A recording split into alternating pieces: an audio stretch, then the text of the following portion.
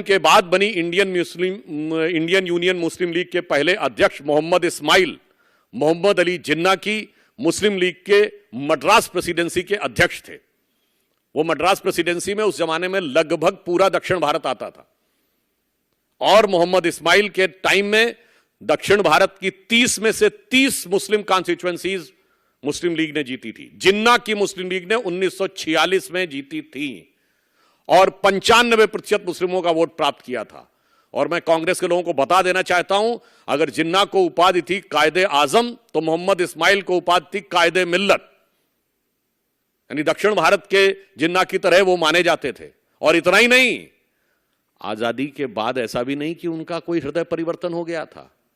17 अगस्त को उन्होंने आजादी के बाद 47 में एक बयान दिया है कि उन्हें वैसे ही मुस्लिम पृथक निर्वाचन क्षेत्र चाहिए जैसे कांग्रेस ने 1916 से दिला रखे थे। अर्थात मुस्लिम्स के लिए अलग कॉन्स्टिट्यूएंसी नहीं चाहिए, उसमें वोट देने का अधिकार भी सिर्फ मुस्लिम्स को होगा, जिसको लेकर संविधान सभा में सरदार पटेल ने उनकी अच्छी खबर ली थी।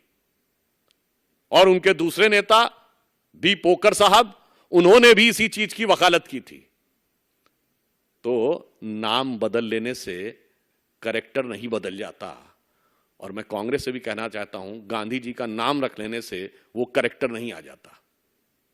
और मैं यह भी कहना चाहता हूं कि बहुत बार यह हो गया, अनाप शनाप के उदाहरण देकर वीर सावरकर जी का अपमान करना और महात्मा गांधी जी की दुखद हत्या के साथ उन्हें जोड़ने का प्रयास करना। तो यदि उन्होंने किताब कोट की है तो मैं भी किताब कोट करके बोल रहा हूं। एक बड़े लेखक हुए मनोहर मालगांवकर, जिन्होंने किताब लिखी the man who killed Gandhi in 1978, और उनका कोई संघ से कोई कनेक्शन नहीं था। उस किताब में वो लिखते हैं कि जब गांधी जी की हत्या संबंधी मुकदमा चल रहा था तो उनके वकील एमबी पोपटकर साहब को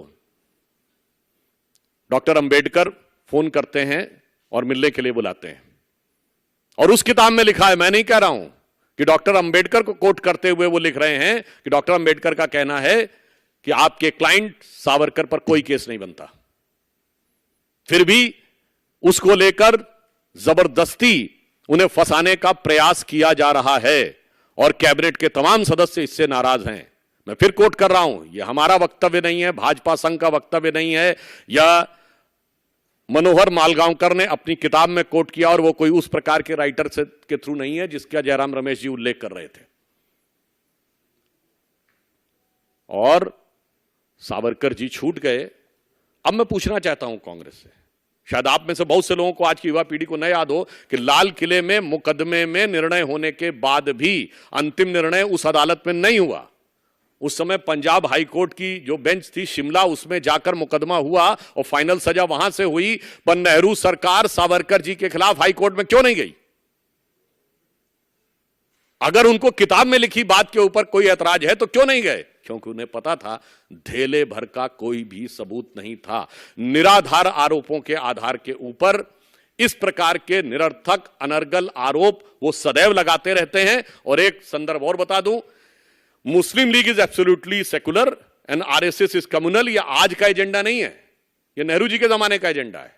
आप लोग जाके चेक करिएगा, selected works of Jawaharlal Nehru, शायद सीरीज 2 या 3 में जाके आप चेक कर लीजिएगा।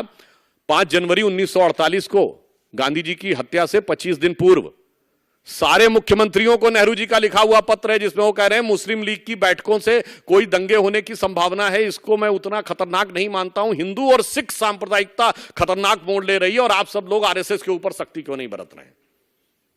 तो ये विचार जो है खानदानी है, ये सोच उनकी रूहानी है। इसलिए मैं पुनः यह कहना चाहता हूं कि गीता प्रेस गोरखपुर के मुद्दे के ऊपर जिस प्रकार का चरित्र कांग्रेस ने दिखाया है, यह उनकी भारतीयता, भारतीय संस्कृति, हिंदू धर्म और स्वयं महात्मा गांधी जी के आदर्शों के प्रति अवमानना का स्पष्ट प्रमाण है। धन्यवाद।